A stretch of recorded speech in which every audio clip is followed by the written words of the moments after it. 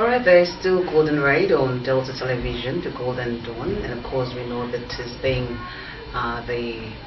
the era of democracy. We're talking democracy all along, and it's very important for us to have a special guests to tell us more about the tenets of democracy. And I'm not doing this alone. I have a special guest in the studios with me this lovely morning. We have Dr. Emmanuel Opia. Nice to have you join us in the studio, sir. Thank you very much. All right, sir, let's meet you quickly. Yes, my name is Dr. Emmanuel Opia, Okay. civil society activist, founder, African Peace Initiative, chairman 2003 post-election competing roundtable, and also the coordinator of the Delta State Peace Accord 2015, and author of the 2011 governorship election report for Delta State. I was also the Delta State coordinator in the transition to civil program in 1999.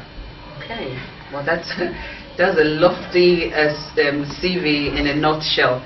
All right, we're actually looking at democracy in Nigeria, by and large. We want to focus on Delta State, as it were. Now, what's your take on the tenets of democracy? Democracy, as you are aware, is a government of the people, for the people, and by the people.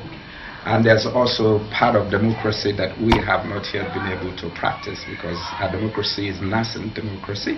It's a young democracy. So it's a process of learning, a process of re-engineering the system that we will be able to develop and grow to the part of democracy that we're learning from the United States system that is over 200 years old.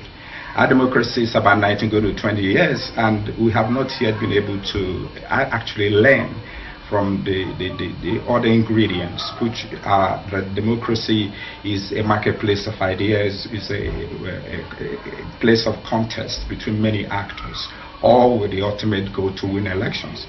That is one. The other aspect also is when people who are supposed to be the voters, they need to be empowered, they need to be approached, they need to be told from their manifesto, those contesting for positions, what they are likely to do. And after that, they will monitor these activities of these politicians when they get into office, to see if actually they are in a position to do what they have promised. So the electorate has a right to say, we will monitor what they have said, whether they will do so. And the voters have the right of recall if they are not satisfied with the performance of those who lead them. All right, that's a quick throw on democracy. Now, let's look at the state, as it were. We're talking about, we're focusing on Delta State. Now, what constitutes a democratic state? A democratic state is where people are engaged, because we also know there is a globally accepted culture of transparency, of accountability, and prudence in public finance, fiscal management. We will want to see in that state a situation whereby constituents are involved in the decisions concerning public properties, resources of the public. That if you want to have anything to do with those resources of the public, you have to engage in the public, to come to a round table, to tell them what you want to do with their property. If you have actually getting them involved in policy formulation and management and implementation, that is what the democracy is. Because I feel that people have been involved in every facet of decisions and whatever that is to be done. We are seeing a situation where public properties are used and sold and without the involvement of the public in the decision-making process. Okay, so now you narrow it down to decision-making process. Now, let's look at other areas like the local government areas. Okay, what do you think? How would you relate local government areas to the tenets of democracy? Do they have roles? Yeah, they have roles. When we talk about local government areas, let's look at the local government chairman. Okay. Because if the local government chairman actually will want to carry the local government areas along with them, and because they are the top, tier of government. They're supposed to be the top tier of government, so that they'll be able to see that money are actually advocated for freedom in fiscal management of local government area by local government chairman, that they should have direct access to the federal account. They should get the direct allocation so that they will do the job they're expected to do. And once the local government chairmen are accountable to the people at the grassroots level, then they'll be able to ask them questions. They'll be able to say, we want this thing done. We want you to do this thing for us. Because that is not done yet, we expect, because we have just seen there's autonomy of the judiciary and the legislature. If that comes on any moment from now, we should be very happy that we are ready to do what democracy is, which is anti-corruption, fiscal management, getting the citizens involved in the policy formulation, implementation, and management, and carrying everybody along, because that is what democracy is. It's not a one-man show. That's what I mean. Okay. Yeah. You being the executive governor means that you are the father of the state. And you have to say, I am a father. The children, they are your children. So you have to carry them along.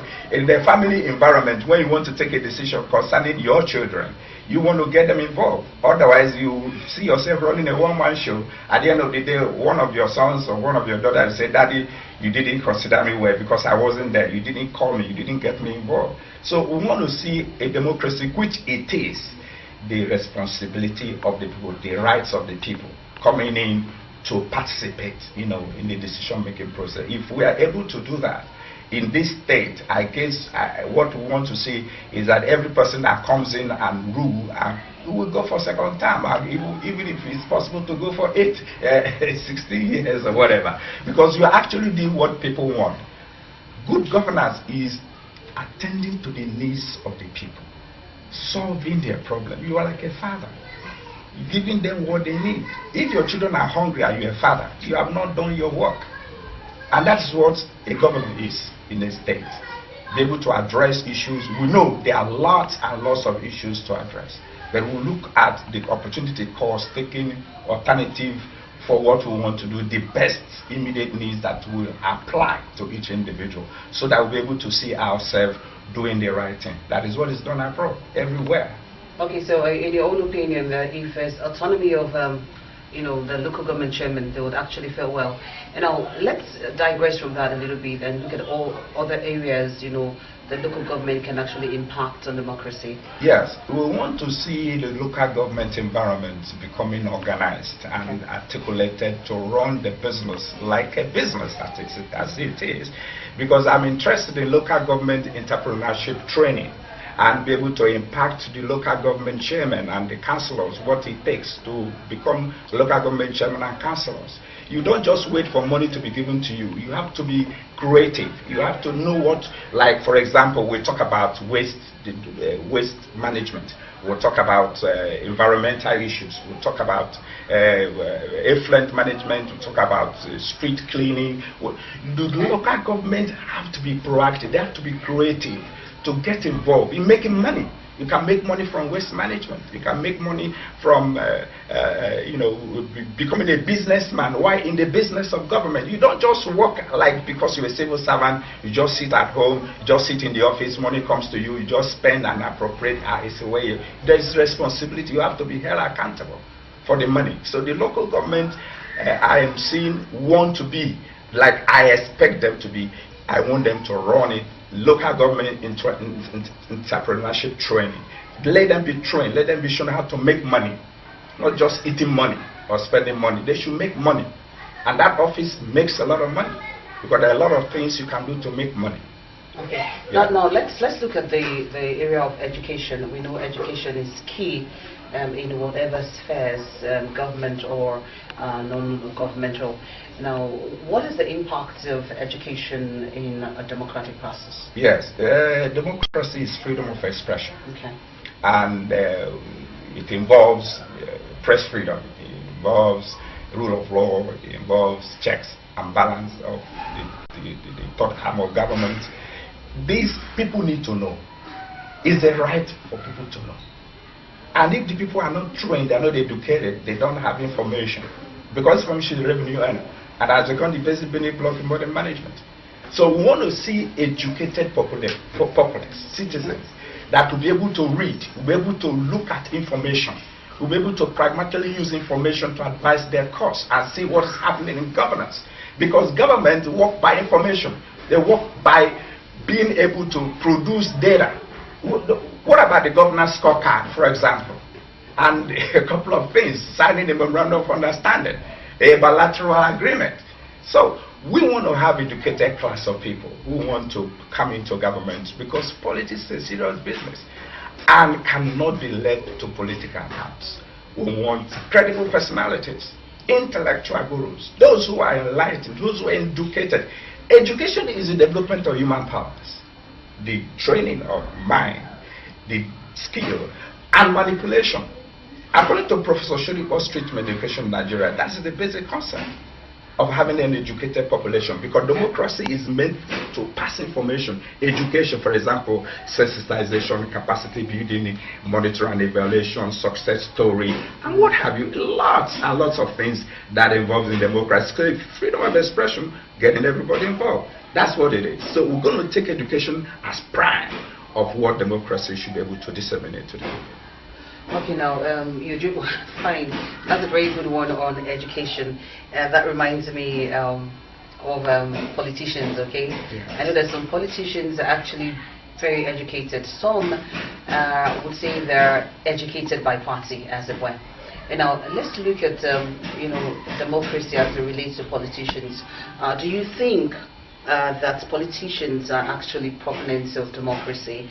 Are they hitting below the belt in Delta State? Or I think on a general perspective, because politicians are seeing politics.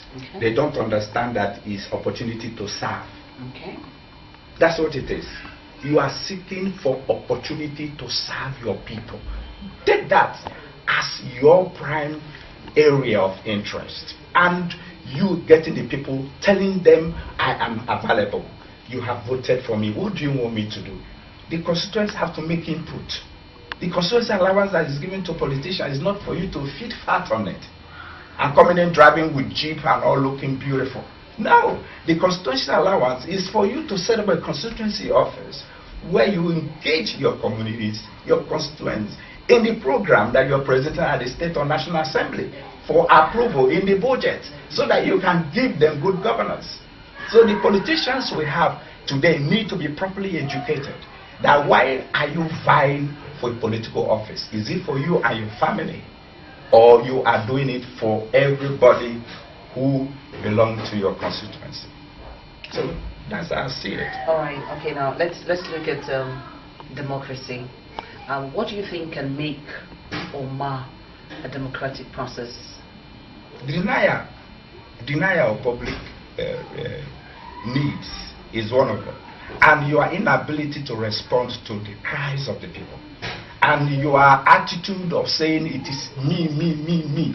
You are put in a place to award contract to a whole lot of people. They have paid money, 250 to get a license and certification. At the end of the day, you award it to yourself.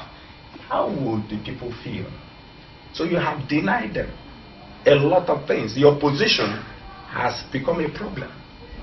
So I do not say you fight or do anything. The next election, vote at the unwanted. And that's what democracy is. So tell the politicians, you have a right to be voted in. I have a right to be voted in. Even the man voting you also has a right to be voted in. So we need a public enlightenment program that will tell every politician who and why are you going to that place. What are you expected to do then? I think if they do that, people should be aware that politicking and politics and politicians, they are out there to serve the people. Well, we do know that sports is very important. I mean, besides the fact that it brings people together, it's also tenets for development and, of course, a forum to create democracy. Now, in local government areas, I know that this trendy issue as it relates to the Star University. I bet you've heard about the Star University. Yes, I have heard. Now, what do you think it will make for development when we have the Star University? Because recently I know it was actually, the groundbreaking ceremony occurred not long. And so we're looking at this university, the first of its kind in Africa, and of course in sub-Saharan Africa as it were. Yeah. So what do you think is the developmental values of it, really? In fact, the Star University in a local government, in a community of people, in a village, is an open door to education. It's an open door to enlightenment. It's an open door for people to grow well. To our children, for example, the guy behind the Star University, you know what he has done? He has sponsored quiz contest, quiz competition at the infantile level for children, and has given them so much opportunities. And giving them this opportunity means that he is interested in the future of these children. Yeah, for the purpose of others watching, we want to know who is behind the Star University. Of course, there is no any other person is well known. Okay. Ned Nwoko, who is vying for a senatorial position. Okay. And we have it in our mind, he's the right person that will have that opportunity, because he has given so much and continues to give. He has opened doors. His house like Mecca and Jerusalem. Okay. So a lot of things are happening. I know we have so much to say about the brand Honorable Ned Nwoko, but I still want us to look at the Star University as it relates to the dividends it will mean for the locals there, and of course not just the locals, people outside internationally as well. Now we know that youths will be employed. There will be a platform where you and I, with people out there watching, can also be lecturers in our university, and it will create new vista of development in that local government area, and of course Delta State in general. So I'm going to portray a little bit more on the gains of the Star University. Yes, like I said, it's an open door to the world Okay. to come to Dumujuboko and facilitate and learn. In fact, it's going to be a research area, research institute. People will come from abroad, from all over the world, to learn about the culture of people of Dumujuboko. And Ned Nwoko has been the one necessarily giving opportunity for that to come. So look at the advantages that we have, that Dumujuboko will host the world. And children from every corner. I tell you, it's not just for the rich people, it's for everyone that have access to education that will come and become stars. And that's what star is all about. The focus is to have stars come out in the next generation of Nigerians, not just mediocres. People who can say, I'm not going to give you 200 and 500 to cast my vote for you. I want to cast my vote to that person that has given me hope, that has given me opportunity for me to learn the world, for me to know what I am, to dig up from inside of me through education, through empowerment, development of my skill, and the skill of manipulation, and my mind. You know what I mean? You'll be very happy. Obviously. You'll be a good man. Obviously, I know you have so much to share with us about the university, and of course, I've been talking to us on tenets of democracy and what pertains for politicians and everyone, as it were, because democracy is for you and every other person. Now, we've been speaking with Dr. Emmanuel Opia, telling us so much about democracy. Now, just to let you know that STAR is an acronym for Sports, Technology, Arts and Science University, and this is obviously at Dumujuboko, and we know that it's a good one, because if you're a lover of sports, you want to be in that university. And going by what we have in Delta State now as it relates to the competition coming up shortly, I know that will actually create opportunities for others to go see what is actually happening there. Well, so much on this bit of interview. Golden Ride continues in a moment. Stay with us.